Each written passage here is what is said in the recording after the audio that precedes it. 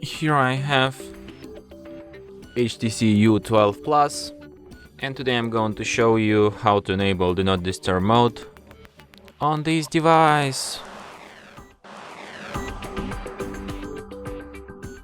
So firstly you should go to the upper bar, and here you can find the button Do Not Disturb. So by tapping on it once you can switch this mode. By holding a finger on it you can access some of its settings. For example, you can